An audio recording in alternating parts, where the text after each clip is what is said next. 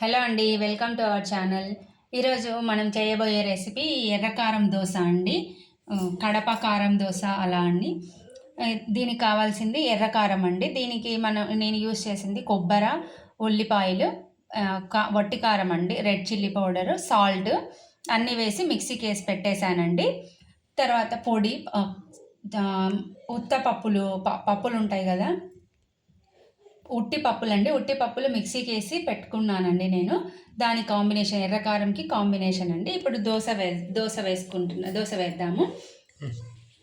ఇప్పుడు ప్యాన్ పెట్టేశానండి. Pan heat అయిన తర్వాత ఒకసారి టిష్యూ పేపర్తో అలా క్లీన్ చేసేసుకొని, నేను ఆల్రెడీ దోశ పిండి వేసేసుకున్నానండి. ఇప్పుడు దోశ వేద్దాము.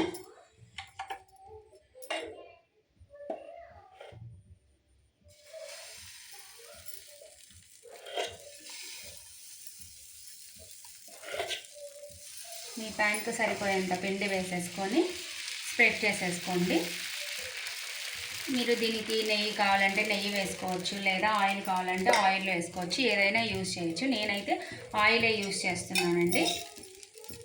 ఆయిల్ వేసేసి స్ప్రెడ్ చేసేసుకొని అది కాలిన తర్వాత ఇంకోసారి టర్న్ చేసేసి మళ్ళీ కాల్చుకోవాలండి 2 సైడ్లు. ఇది కాలింది కదండి. ఒక సైడ్ కాలిన తర్వాత నేను 2 సైడ్స్ కాల్చుకుంటానండి. ఒక్కొక్కరు ఒక్కోలాగా ఒక సైడే కాల్చుకుంటాను. నేనైతే 2 సైడ్స్ కాల్చుకుంటాను. ఇలా క్రిస్పీగా వచ్చేస్తుంది. 2 సైడ్స్ కాల్చుకుంటేనే బాగుంటుందండి దోశ. ఇప్పుడు సెకండ్ సైడ్ కూడా కాలిందండి. టర్న్ చేసేసుకొని కారం పోసుకున్నాము. కారం నేను చూపించింది కొంచెం గట్టిగా ఉంది కదండి.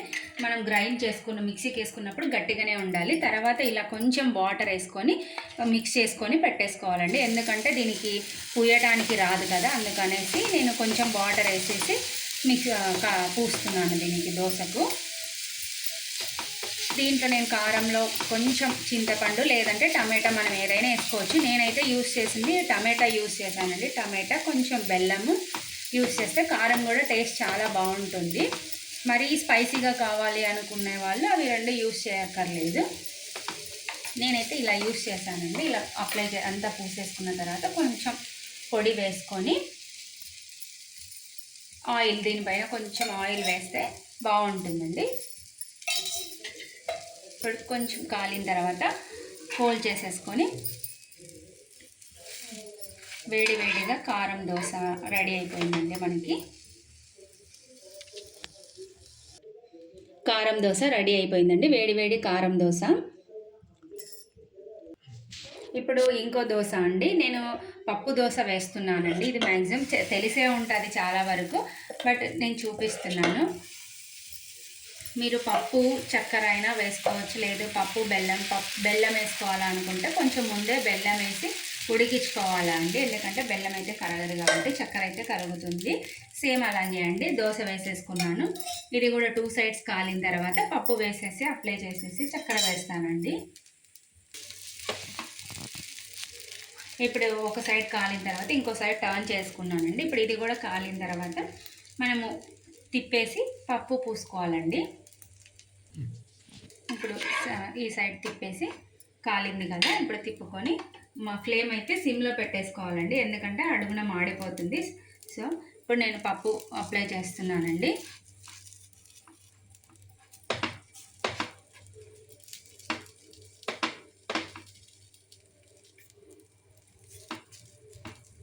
మొత్తం పప్పు బాగా అప్లై చేసేసుకొని కొంచెం లైట్గా చక్కెర, మీరు చక్కెర వద్దు అనుకుంటే కనుక బెల్లమైనా వేసుకోవచ్చండి. బెల్లం అయితే ఖచ్చితంగా ముందు కొంచెం సపరేట్గా తీసుకొని గిన్నెలో కొంచెం బెల్లం వేసి ఉడికించుకోవాలండి. అప్పుడే టేస్ట్ అంటే మొత్తం మిక్స్ అవుతుంది. లేదంటే బెల్లం ఎక్కడంటే ఒకటే చోట పడుతుంది కాబట్టి అంత టేస్ట్ అనిపించదు.